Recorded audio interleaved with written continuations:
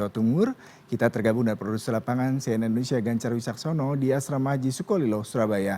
Gancar, kalau Anda bisa informasikan kepada kami berapa banyak kloter yang akan diberangkatkan, lalu sejauh ini adakah kendala yang dirasakan ataupun Anda temukan pada saat melakukan peliputan di Asrama Haji Sukolilo pada hari ini? Baik Yuda, selamat siang. Seperti Anda katakan, saya berada di Asrama Haji Embarkasi Surabaya yang berada di Sukolilo. Jadi memang untuk hari ini sudah tercatat 43 kloter sudah diberangkatkan dari Embarkasi Surabaya, itu sekitar jumlahnya 16.316 jamaah dari total sekitar 15.152 jamaah haji yang akan berangkat yang dari Jawa Timur ya, yang akan berangkat dari Embarkasi Surabaya Yuda. Jadi memang dari 35.152 jamaah ini terbagi menjadi 33.035 orang jamaah urut porsi, kemudian 1.758 jamaah prioritas lansia, kemudian 102 orang dari KBIHU, dan juga 237 orang dari petugas haji daerah. Jadi sudah berangkatnya 16.316 atau sekitar 43 kloter sudah berangkat dari asrama haji Surabaya. Nah, terkait yang cukup menarik adalah untuk jamaah haji lansia yang mencapai angka 1.758 ini, memang untuk dari Embarkasi Surabaya ada beberapa kejadian yang cukup menonjol ya terkait para jamaah haji lansia ini, karena mungkin juga terkait usia yang sudah cukup tua, karena memang seperti pekan lalu dari kloter 32 asal Jember ini ada tiga haji lansia yang kemudian mengalami demensia, kemudian hingga minta pulang, cuman memang kemarin sudah dibereskan di asrama haji dan berangkat dengan aman.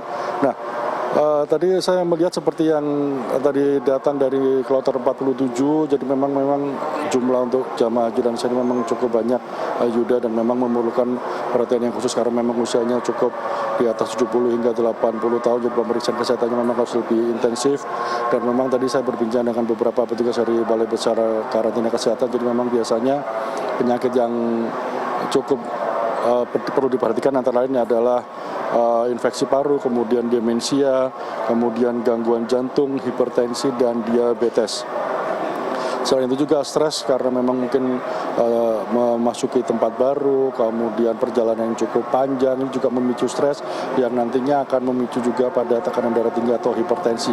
Dari pihak Balai Besar Kesehatan Karantina Surabaya juga mengimbau supaya nanti para jamaah yang lansia ini untuk rutin mengkonsumsi obat yang diberikan, kemudian beristirahat yang cukup karena memang perjalanan menuju tempat baru, kemudian nanti juga perjalanan panjang dari Surabaya menuju ke Madinah yang merupakan penerbangan berjam-jam, kemudian nanti belum menunggu di bandara juga akan cukup memforsir fisik, dan itu ditakutkan nanti akan berpengaruh pada tekanan darah para jamaah haji lansia ini, Yuda.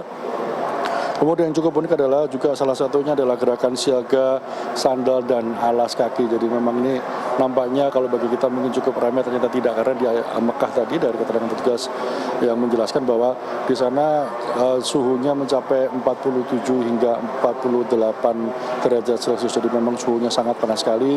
Jadi memang bagi Anda yang akan berangkat haji, berapapun usia Anda, ada beberapa hal yang perlu diperhatikan, yaitu antara lain tadi adalah dari gerakan siaga sandal dan alas kaki. Yang pertama adalah selalu mengecek cuaca. Jadi memang sebelum Anda keluar dari hotel Anda untuk beribadah, baik itu ke Madinah, ketika di Madinah atau ke Masjidil Haram yang ada di Mekah, Anda memastikan bahwa suhunya berapa, karena ini nanti berkaitan apakah Anda harus membawa payung, kemudian kacamata, kemudian pelembab, dan lain-lain.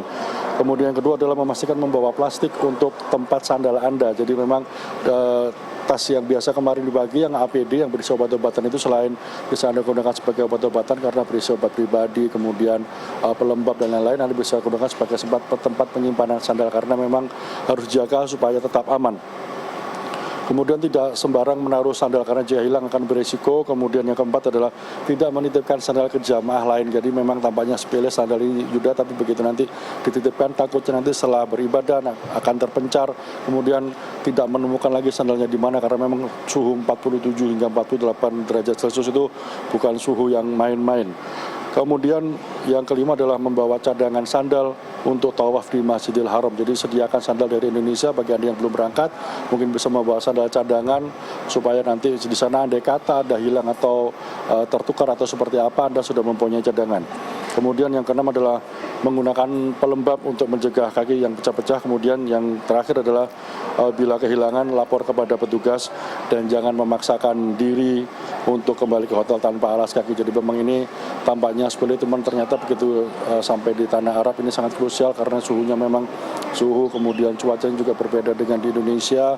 Di sana tingkat kelembapannya berbeda dan di sana rata-rata seperti kita lihat beberapa tahun lalu ada beberapa jamaah yang kehilangan sandal, kemudian nekat untuk berjalan kembali ke hotel, akhirnya kakinya melepuh karena saking panasnya suhu di Arab Saudi.